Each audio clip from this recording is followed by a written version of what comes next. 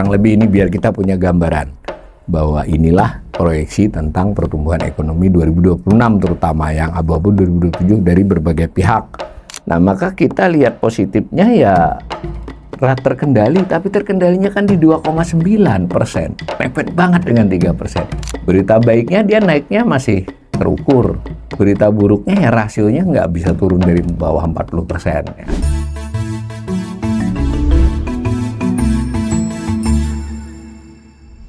Salam cerdas, Ibu Bapak Saudara-saudara yang saya hormati, berjumpa kembali dengan saya di kanal Awali Rizky dalam sesi assessment ekonomi.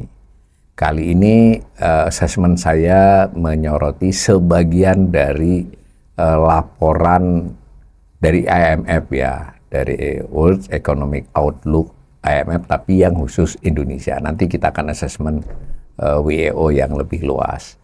Nah, IMF itu secara rutin tiap 3 bulan itu biasa mengupdate beberapa hal ya, terutama terkait dengan forecasting atau proyeksi dia tentang beberapa indikator utama dari ekonomi, antara lain pertumbuhan ekonomi, inflasi, transaksi berjalan dan semacamnya.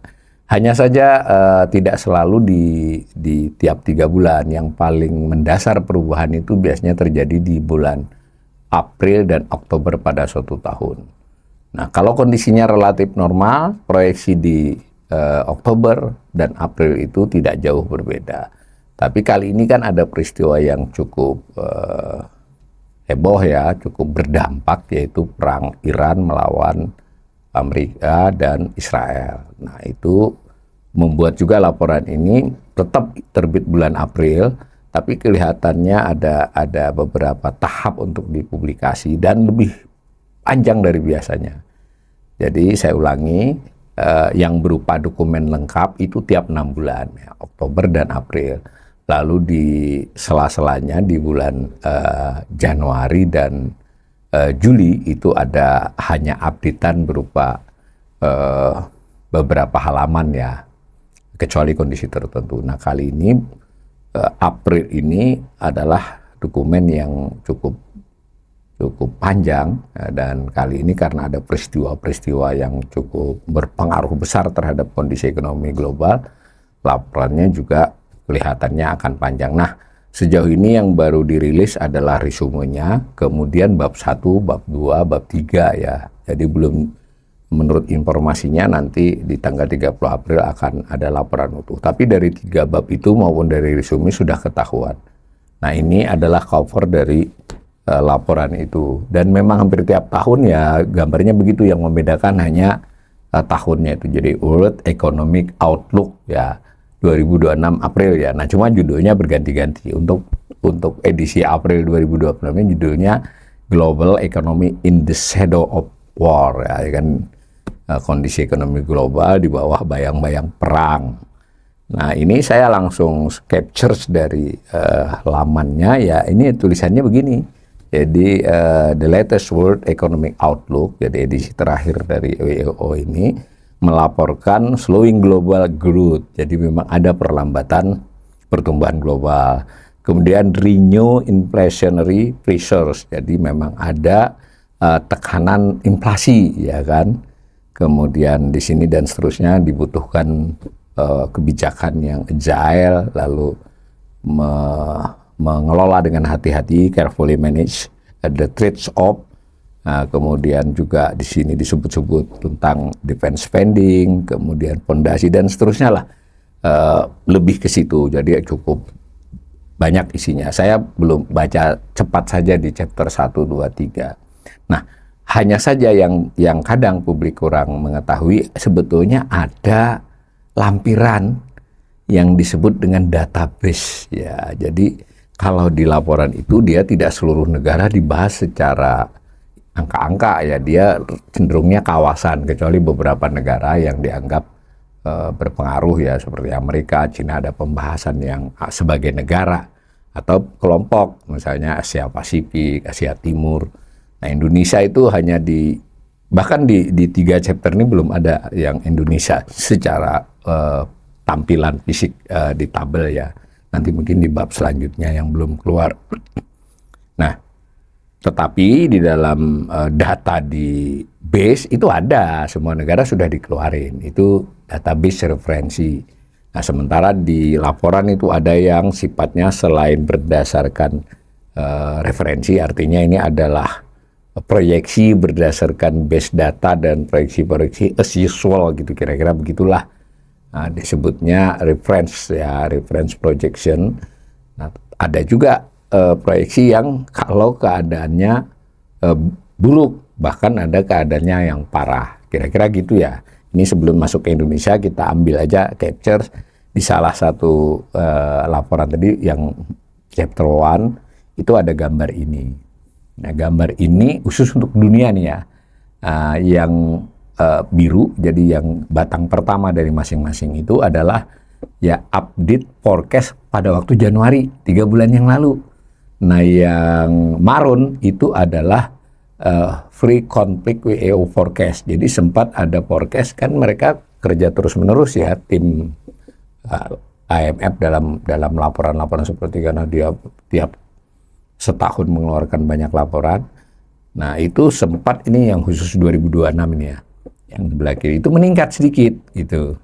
Nah, lalu yang kuning itu yang forecast pakai referensi, maksudnya reference forecast ini semacam ya ini usual dengan data-data yang ada, dengan kecenderungan yang ada di database mereka. Itu proyeksi April itu seperti itu. Jadi kira-kira turun sedikit ya, itu 3,0 apa 2,9, nanti kita lihat angkanya. Nah, yang hijau itu kalau keadaan buruk. Nah, yang abu-abu itu keadaan yang parah. Nah, itu pertumbuhan ekonomi. Jadi udah jelas dari gambar itu pertumbuhan ekonomi diproyeksikan kalaupun dia dalam skenario perhitungan biasa, perang itu berpengaruh terhadap penurunan. Apalagi kalau terjadi yang lebih buruk, jadi hijau ya. Dan tetapi 2027 kembali tinggi, tapi tetap kalau yang sesuai dengan meningkat kembali, tapi sesuai dengan skenario masing-masing. Nah, yang menarik yang sebelahnya 2627 juga itu inflasi. Jadi ancaman inflasi itu 2026 ini cukup serius, lebih serius daripada penurunan GDP ya. Jadi kenaikan harga itu lebih memberi dampak, lebih terdampak oleh kondisi global dibandingkan pertumbuhan ekonomi. Kurang lebih itu. Nah, tetapi saya untuk asesmen kali ini tidak bahas secara keseluruhan soal WEO ini. Kita tunggu saja nanti 30 April setelah dokumennya lengkap, saya nanti mendatangkan narasumber ya. Nah, kemudian saya langsung mengolah proyeksi dari IMF dengan proyeksi-proyeksi yang lain untuk pertumbuhan ekonomi Indonesia 26 dan 27. Bank Dunia sebelumnya sudah merevisi itu menjadi 4,7 yang 26, yang abu-abu tahun 2027 5,2. Sedangkan APBN belum dirubah 5,4 untuk tahun 2026 dan 5,6 tahun 2027 berdasarkan proyeksi kerangka jangka menengahnya. Bank Indonesia yang saya tulis itu adalah proyeksi tengah. Jadi Bank Indonesia ini kalau menyampaikan proyeksi berdasarkan rentang yang cukup jauh, misalnya 4,8 sampai dengan 5,6, suka begitu ya. Nah, ini saya sajikan titik tengah dari proyeksi Bank Indonesia sampai sekarang belum dirubah, itu 5,3. Ini diproyeksi di awal tahun tadi. Lalu 2027-nya 5,5. Jadi sedikit di bawah pemerintah, tapi hampir sama kan, 5,4, Bank Indonesia 5,3. Tadi Bank Dunia jauh banget ya, 4,7 dengan 5,2. Nah, IMF yang terbaru. Nah, sebelumnya IMF memproyeksikan tahun 2026 ini 5,1 ya, di proyeksi bulan Januari lalu. Nah, di bulan April ini proyeksinya diturunkan 0,1 persen poin menjadi 5. Nah, 2027-nya 5,1, juga turun 1 persen poin. Nah, sedangkan OECD turun cukup drastis, 4,6 dengan 5. Ya, kurang lebih ini biar kita punya gambaran bahwa inilah proyeksi tentang pertumbuhan ekonomi 2026, terutama yang abu-abu 2027 dari berbagai pihak. Nah, tentu kita tidak naruh pernyataan-pernyataan Pak Purbaya di beberapa kesempatan ini akan 6, akan 5,6 itu ya itu harapan ya. Kalau ini kan kalau sudah di APBN kan resmi target. Gitu. Nah, saya mau masuk ke IMF tadi. Saya ambil dari database-nya ya. database-nya itu lengkap, tentu dari hampir 160 negara ya, kita cari yang Indonesia. Nah, saya gambar begini nih. Nah, 2025 yang sudah lewat 5,108, 5,11 kan kalau dibulatkan. Yang 2026 sebetulnya 5,0 itu pembulatannya, aslinya proyeksinya hanya 4,95. 27, 5,07 tadi waktu ini kan disebut 5,1 pembulatannya. Nah, kalau 28 naik menjadi kurang lebih 5,17, terus naik di 29, 5,19 dan 2030, 2031. Jadi memang biasa IMF itu buat sampai 5 tahun dari laporan. Nah, kalau melihat ini kondisinya ya tidak buruk. Indonesia sekalipun menurun di 2026 berdasarkan perhitungan atas dasar usually ya data-data dan perhitungan-perhitungan interaksi antar faktor, tetap melihat Indonesia akan bisa tumbuh resilient lah, tumbuh berdaya tahan di tahun-tahun mendatang. Tapi di sisi lain kita juga menyadari tadi kan, kita tidak ada tahu skenario. Jadi kalau adverse skenario, adverse berarti skenario buruk tidak ada. Kemudian severe skenario juga tidak ada karena kita belum tahu kan. Dan kelihatannya tidak dikeluarkan. Nggak tahu kalau nanti ada laporan khusus Indonesia. Itu komentar pertama. Komentar kedua, ya kan jauh dari proyeksi GBHN, harapan Pak Prabowo di tahun 2029 untuk 8%. Kemudian pernyataan-pernyataan Purbaya yang merasa ini kita sudah on track, sedang tumbuh kencang kan, yang tahun ini saja akan 6, itu nggak sama dengan itu. Ini proyeksi yang normal dari IMF versi terkininya. Nah, di antara kaitan dengan PDB itu ada pembentukan modal tetap bruto. Pemirsa kanal ini kan sudah berkali-kali kita melakukan assessment. Jadi pertumbuhan ekonomi itu dihitung dari produk domestik bruto, PDB, harga konstan. Lalu PDB bisa dilihat 17 sektor atas barang-barang barang dan jasa diproduksi oleh sektor apa. Kemudian bisa dilihat dari sisi sebelahnya, kan dua keping mata uang lah sebut begitu. Yang ini dipakai untuk apa penggunaannya atau pengeluarannya. Nah, salah satunya adalah investasi kan, investasi tapi lebih luas dari pengertian investasi yang di PKPM misalnya. Investasi di sini ya perhitungan PDB. Jadi kalau satu unit usaha menyisihkan barangnya untuk berproduksi, menambahi kapasitas produksi di tahun berikutnya itu termasuk PMTB, tapi kan tidak selalu merupakan bagian dari yang dilaporkan ke otoritas kan. Nah, cara menghitungnya ada ya perhitungan PDB. Nah, secara umum lazimnya ini investasi disebut gross capital formation. Kalau di kita, kalau di bahasa BPS, pembentukan modal tetap bruto. Ada nominalnya, ada persentasinya dari total yang 100% PDB. Nah, secara umum analisis itu persentase atas GDP ya, PDB kalau di Indonesia. Itu kita melihat ke depan 25 ini turun, di 25 yang sudah terjadi kemarin turun, 26 ini tetap menurut skenario, menurut proyeksi IMF kita sedikit meningkat tetap. Nah, tapi presentasinya ya terhadap total. Tetapi perhatikan sampai 2031 pun hanya 31,16%. Lebih rendah dari masa-masa lampau yang bahkan sampai 35%. Nah, ini menguatkan kenapa ada di 5 gitu. Salah satu sebab kenapa hanya di kisaran 5 ya ini karena kita PMTB investasi bruto kita itu belum bisa digenjot. Mungkin kalau untuk mencapai, kalau kita tarik ke sana itu yang pas 35 33 itu ekonomi tumbuh di atas 6%, 6,07 atau 5,9. Nah, ini wajar kan. Jadi kalau misalnya kita mau 8, sederhananya mungkin kita butuh angka di atas 35%.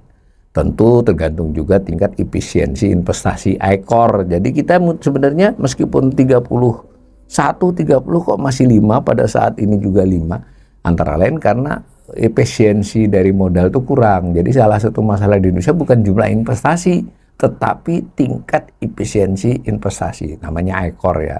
Setiap 1 rupiah investasi itu bisa menghasilkan berapa?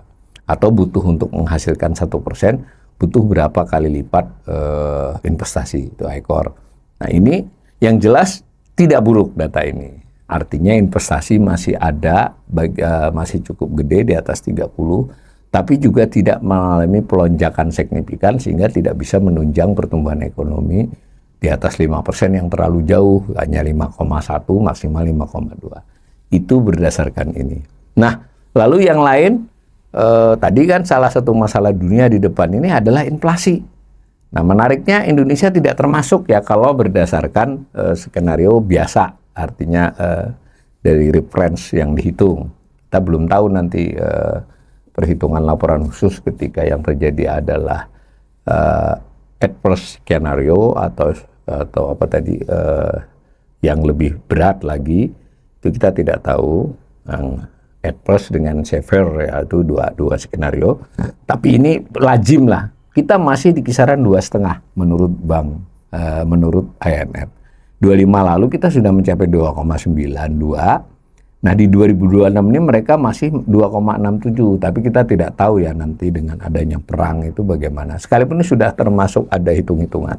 Jadi Indonesia dampak inflasinya berdasarkan perhitungan indikator yang ada dan saling pengaruh antar faktor, kita termasuk yang dianggap cukup tahan sebenarnya terhadap krisis geopolitik ini. Nah, sehingga inflasi kita pun masih terjaga tuh 2,5. Itu berita lain.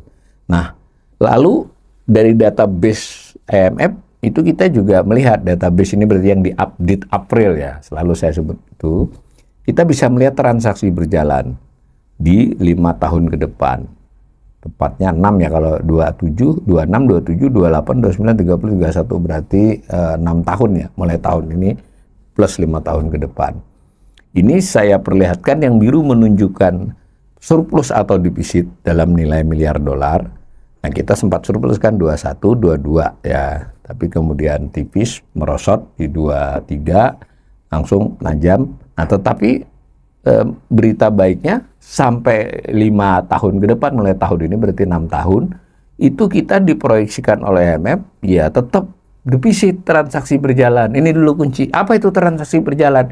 Neraca perdagangan barang dan jasa. Pemirsa saya jangan confuse ya.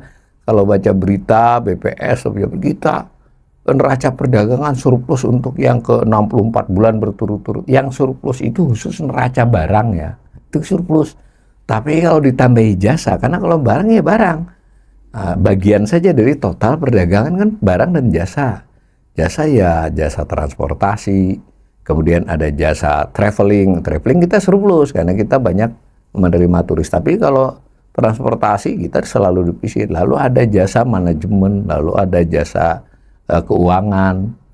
Kita secara umum barang plus jasa kita defisit. Pernah sih surplus tuh 21, 22 dan di masa lampau 2010. Kalau kita tarik ke sana emang lebih sering defisit. Tapi ini mending dibandingkan tahun-tahun 2012 sampai 2019 yang defisitnya cukup lebar. Lalu diukur juga rasionya atas PDB, persis defisit APBN. Diukur dari PDB. Ini juga terlepas kita masih defisit, ya terkendali di bawah 1% ya ke depannya. Memang di 2026 ini akan lebar 1,06% dari PDB. Tapi Bank Dunia, IMF ini memproyeksikan 27 sampai 31 kita stabil di 0,78, 0,8 lah dibulatkan persen dari PDB. Jadi tidak bagus karena defisit terus-menerus, tidak buruk karena terkendali gitu ya. Nah, kalau berdasarkan ini ya rupiah kita mungkin trennya secara fundamental transaksi berjalan ya akan melemah, tapi stabil melemahnya karena segitu aja, bahkan bisa jadi stabil tapi untuk menguat tidak tertopang oleh transaksi berjalan. Salah satu bagian dari yang bisa memperkuat rupiah atau memperlemah rupiah. Nah, slide-slide berikut lebih fokus kepada keuangan pemerintah, keuangan negara, karena ini yang paling banyak di database. Nah, di sini pendapatan pemerintah sedikit beda dengan kalau Anda cek di APBN pendapatan negara. Bedanya apa? Yang di data IMF ini general government, pemerintahan umum. Sementara kalau APBN itu kan central government. Jadi ini bedanya mana? Terutama ditambahi, bukan terutama, memang ditambahi pemerintah daerah.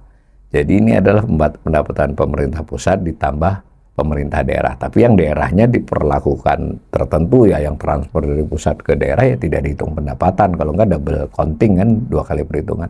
Khusus yang PAD dan pendapatan sejenis PAD yang memang pendapatan daerah di total. Nah, makanya di 2026 ini 3.563 triliun ya. Kalau yang pusat kayaknya kalau saya tidak salah hanya sekitar 3.100 berapa, selisih 300-an triliun itu total seluruh daerah, tapi bukan termasuk transfer ya yang murni. Cuma tren pemerintah daerah itu juga stabil, sehingga ini sekaligus saya berani menampilkan ini itu karena tren pemerintah pusat menurut proyeksi IMF ya sama dengan total ini. Nah, perhatikan pendapatan memang berita baiknya 26 ini menaik. Nah, 2025 yang berlalu itu kan turun tuh. Pusat dan daerah di total turun karena kita tahu memang 2025 kemarin kan betul-betul terjadi shortfall, tidak sesuai target dalam hal pendapatan yang cukup besar ya. Cuma 26 ini proyeksinya tetap naik lagi. Nah, yang gambar orange itu bukan kenaikan tapi rasio atas PDB di tahun yang bersangkutan. Maka perlahan-lahan pendapatan tetap naik sehingga mencapai 14% di 2029 dan naik sedikit sampai 2031. Itu informasi dan proyeksi yang baik dari IMF. Sekaligus nih buat para netizen saya, jangan melihat IMF jelek-jelek itu. Enggak, dia seperti ini pendapatnya, enggak juga. Cuma kalau Anda bandingkan dengan target seorang menteri misalnya yang menyebutkan pendapatan akan sekian, jadi beda. Ini kan dia ada database-nya berdasarkan data 30 tahun, berdasarkan data terkini. Tentu belum tentu itu yang terjadi, tergantung pemerintah juga kan. Nah, kalau kita lihat ini, kita memang belum akan ada kemungkinan pelompatan pendapatan ya, naik tapi alamiah. Tapi itu tetap berita bagus karena persentase atas PDB-nya meningkat.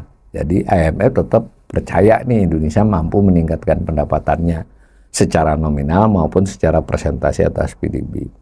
Lalu juga disampaikan belanja. Saya ulangi, pemerintah ini pemerintah pusat dan daerah ya. Tentu pemerintah daerah APBD-nya dihitung secara bersih, unsur pusatnya dihilangin. Nah, kalau kita lihat ini belanja naiknya hampir sama sebenarnya. Cuma dari awal persentasenya atas PDB kan lebih besar, nominal lebih besar. Nah, misalnya dia 16,781 yang tadi kan hanya 13, selisih 3% kan, hampir kan selisih 2, itu namanya defisit kan, karena memang begini dan itu masih berlangsung sampai 2031. Bahkan kalau dilihat gambar ini ya memang sama ketajamnya kalau secara persentasi, tapi kalau secara nominal jadinya kan tiap tahun tambahannya lebih besar karena memang belanja kenaikan secara nominalnya lebih besar dibandingkan pendapatan. Kalau secara persentase atas PDB relatif sama, artinya laju kenaikannya itu hampir sama, diasumsikan hampir sama atau diproyeksikan hampir sama. Akibat kedua-duanya itu kita punya informasi data surplus atau defisit. Ini saya pendekin tahunnya biar kelihatan saja. Nah, 2023 yang sudah berlalu, 24 sudah berlalu, 25 sudah berlalu, ya kan jadi defisit 2,92% kan.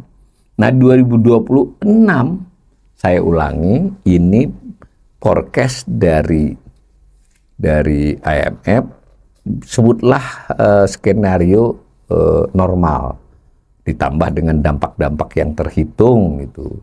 Normal tetap ada dampak, tapi si dampak itu dampak yang wajar dari perang Iran itu, mau ke harga minyak, ke mau rupiah.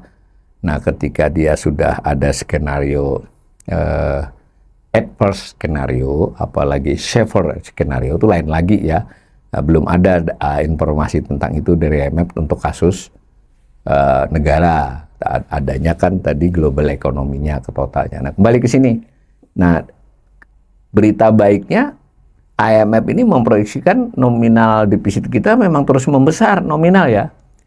Nah, saya ulangi, ini pemerintahan umum ya, pusat dan daerah. Tapi daerah kalau defisitnya kecil, belanja pendapatan itu dia menambahi cukup banyak dari data central government dengan local government. Tapi ketika selisih karena defisit di level pemerintah daerah itu tipis, malah banyak yang relatif balance, nah itu maka sumbangannya terhadap defisit nggak ada, nyaris mendekati dikit banget lah, tipis. Sehingga ini bisa mencerminkan juga defisit pemerintah pusat saja. Ini buktinya 2025 2,92 kan persis sama kan dengan nasional. Nah, ini dengan pemerintah pusat. Nah, maka kita lihat positifnya ya terkendali, tapi terkendalinya kan di 2,9%. Mepet banget dengan 3%. Jadi kuat nih godaan untuk mendorong lebih dari 3 kan dengan amandemen atau dengan perubahan undang-undang baru kan, keuangan, perpu ataupun amandemen saja. Nah, defisit kita secara nominal diperkirakan melebar seiring tadi pendapatan dan belanja. Nah, secara persentase atas PDB memang terjaga, tapi udah jauh lebih buruk kalau ini kita tarik di waktu-waktu lama kecuali COVID. Itu kan kita 1,5, 2 maksimal. Ini udah 2,9. Berarti IMF sudah melihat tekanan fiskal kita berat hingga 6-7 tahun ke depan. Nah, satu lagi informasinya yang keseimbangan primer ya. Keseimbangan primer sini sudah pernah bahas. Ya, kelihatannya dari gambar ini berita baiknya ya relatif stabil, tapi tetap defisit. Sedikit membesar, persentase atas PDB-nya, rasionya menurun. Tapi artinya kesinambungan fiskal kita juga tetap bahaya. Karena kesinambungan fiskal itu mensyaratkan keseimbangan primer yang positif, bahkan positifnya itu definite. Apa itu keseimbangan primer? Tadi defisit selisih pendapatan dengan belanja. Kalau keseimbangan primer di belanja nggak termasuk bunga. Jadi kalau dia negatif berarti seluruh cicilan utang dan bayar bunga utang lah yang kita garis bawahi, bayar bunga utangnya pakai utang. Kalau dia positifnya tertentu, ya mungkin sebagian dibayari pakai pendapatan. Kalau dia negatif, ya berarti bayar bunga pun sampai 2031, otomatis bayar cicilan juga, itu pakai utang baru. Jadi dari sisi ini kondisinya nggak bagus. Jadi sangat tidak bagus bahkan. Cuma dari sisi Indonesia bisa bertahan. Karena rupanya IMF merasa kita dianggap termasuk disiplin lah. Tapi saya kira bisa saja dia merubah ini kalau kemudian pemerintahan lebih berani belanja dan seterusnya ya. Tuh. Nah, lalu sampai kita kepada utang pemerintah di data tersebut. Nah, kelihatan utang juga naik kan? Naik perlahan secara nominal, kemudian secara rasio atas PDB juga tidak menurun. Di 2026 ini akan mencapai 41,48. Nah, di 2025 itu kemarin 41 juga sudah, tetapi saya ulangi, ini campuran utang pemerintah plus utang pemerintah. Tapi utang pemerintah daerah sedikit ya. Jadi misal di tahun 2025 9.640 lah ya, utang pemerintah daerahnya hanya sekitar 90. Jadi ini udah totalnya ini. Nah, tetapi di 2026 itu akan 10.680. Kalau khusus utang pemerintah pusat, menurut perhitungan saya di kisaran 10.500. Jadi lebih lah, jadi selisih 100 triliun. Maka ini bisa dipakai juga sebagai cerminan utang pemerintah pusat. Berita baiknya dia naiknya masih terukur. Berita buruknya ya rasionya nggak bisa turun dari bawah 40% ya gitu. Nah, saya tutup WOMF update April 2026 secara umum menurunkan proyeksi pertumbuhan ekonomi dunia dan berbagai negara. Namun, ya saya menyebutnya tidak terlampau signifikan, tapi sebetulnya signifikan juga ketika diturunkan 0,1% poin di level dunia itu tinggi. Nah, masalahnya tadi saya tidak sajikan datanya, saya sudah lihat di laporan chapter 1-nya, itu yang negara maju itu dampaknya lebih rendah. Jadi banyak negara yang tetap ketika perang Irak, malah ada 1-2 negara yang naik 0,1% poin. Dunia turun kira-kira 0,1% dari proyeksi sebelumnya. Tapi yang negara-negara berkembang lebih terdampak. Masuk akal ya, nanti dicerita yang sementara dirilis itu memang kan faktor energi, faktor macam-macam itu pengaruhnya lebih besar pada pemerintahan negara-negara berkembang, emerging markets. Nah, proyeksi IMF terhadap kondisi perekonomian Indonesia dalam laporan 3 chapter dan dalam summary itu belum kelihatan. Karena kita ya bagaimana ya, kita penting tapi belum sepenting itu gitu loh.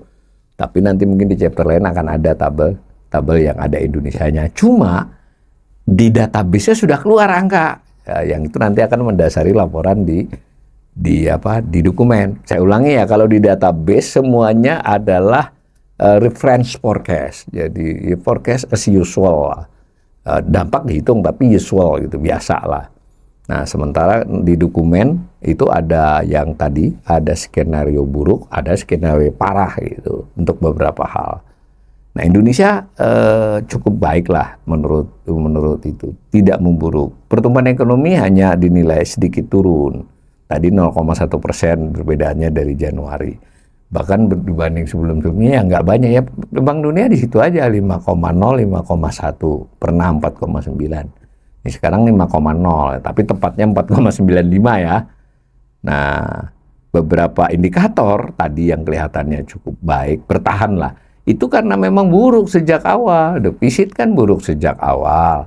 Transaksi berjalan buruk sejak awal. Utang buruk sejak awal. Tidak sangat buruk ya, tapi buruk.